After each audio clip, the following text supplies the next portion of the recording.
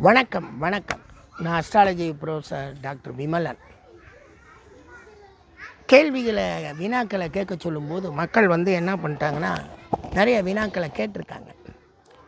அதில் பார்த்திங்கன்னா, ராகு கேது அச்சு கிரகங்களை பிரிப்பது பற்றி, செவ்வாய் தோஷம் பற்றி, பகைவர் வீட்டில் சனி இருக்கும் பொழுது வலிமை என்ன, இப்படியெல்லாம் கேட்குறாங்க. இதில் ராகு கேது பற்றி முதல்ல உங்களுக்கு சொல்லணும் அப்படின்னா, அன்பு நண்பர்களே, ஜோதிட பிரியர்களே, எத்தனையோ வீடியோவில் சொல்லியிருக்கிறேன். இந்த பழைய வீடியோக்களை போய் திரும்பி பார்க்க முடியாதவங்களுக்காக சொல்கிறேன். ராகு கேதுக்கள் தீயவர்களே. ராகுவின் தீய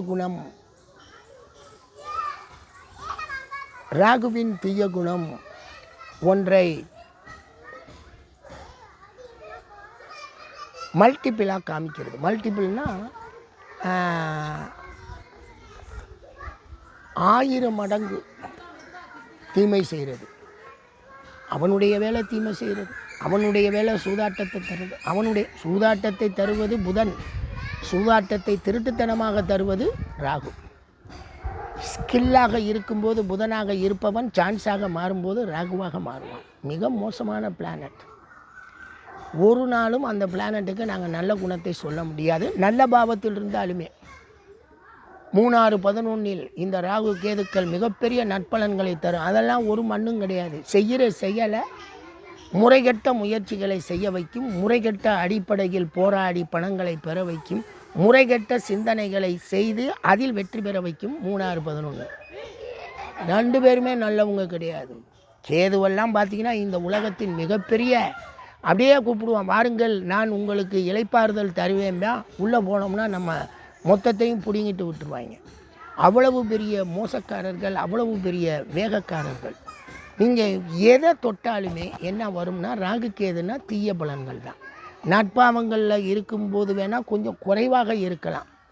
இப்போ 1 ராகு 7 கேதுங்க என்ன பலன்கள் தரும் அப்படின்னா, கொஞ்சம் பிடிவாத குணம் வரும். அவங்க நினச்சதை செயல்படுத்த பார்ப்பாங்க.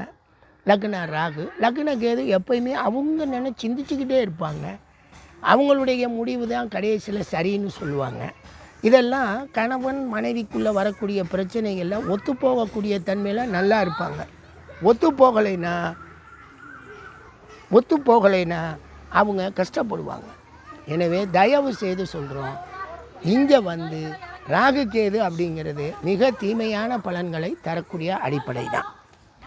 இது பிரிக்கும், எல்லாம் செய்யும், மனிதர்களை வளர விடாமல் பண்ணும், மனிதர்களை கஷ்டப்படுத்தும். அதெல்லாம் இதுங்கெல்லாம் இருக்கிறது தான். நம்ம அதில் மறுப்பதற்கு ஒன்றுமே கிடையாது.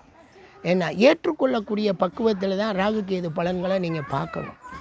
ஏற்றுக்கொள்ளக்கூடிய பக்குவம் மறந்துடாதீங்க.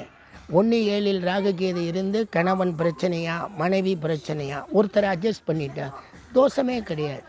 சார் தோஷத்துக்கு தோஷம் கல்யாணம் பண்ணால் நல்லாயிருக்கும், 100% போய் தோஷத்துக்கு தோஷமெல்லாம் கல்யாணம் பண்ணியெல்லாம் கிடையாது. அங்கிட்ட ஒரு தோஷம் வரும், இங்கிட்ட ஒரு தோஷம் வரும். எப்படி நானா நீயா அப்படிங்கிற போராட்டம் தான் வருமே தவிர அமைங்கி போகக்கூடிய, அமைதியாக இருக்கக்கூடிய தன்மைகள் அவங்களுக்கு இருக்காது. எனவே தயவு செய்து சொல்கிறோம், நீங்கள் நினைப்பது போல் அங்கே ஒரு பெரிய நன்மை விளைந்துடும் நினைக்காதீங்க. அதெல்லாம் கிடையாது. ராகு கேது தான்.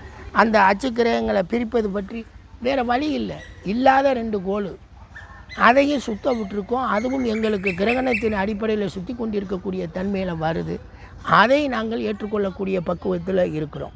எனவே தயவு செய்து சொல்கிறோம், நீங்கள் ராகு கேது நன்மையை கொடுத்துரும். மற்ற கோள்களின் அடிப்படையில் சேர்ந்தால் அவனையும் கெடுப்பான், இவனும் கெடுப்பான். எல்லாமே சேர்ந்து கிடக்கூடிய அடிப்படையில் தான் வரும்.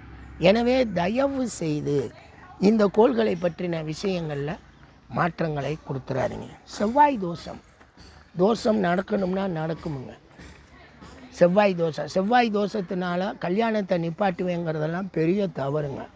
செவ்வாய் தோஷத்துக்கு ஒரு செவ்வாய் தோஷ பொண்ணை கல்யாணம் பண்ணிடலாம். செவ்வாய் தோஷத்துக்கு நம்ம போய் வாழை மரத்தை வெட்டினா சரியாயிடும். செவ்வாய் தோஷத்துக்கு போய் கோயிலில் போய் பரிகாரம் பண்ணால் சரியாயிடும். இது எல்லாமே பொய்யுங்க. செவ்வாய் தோஷத்துக்கும் வாழை மரத்துக்கும் என்னங்க சம்பந்தம்?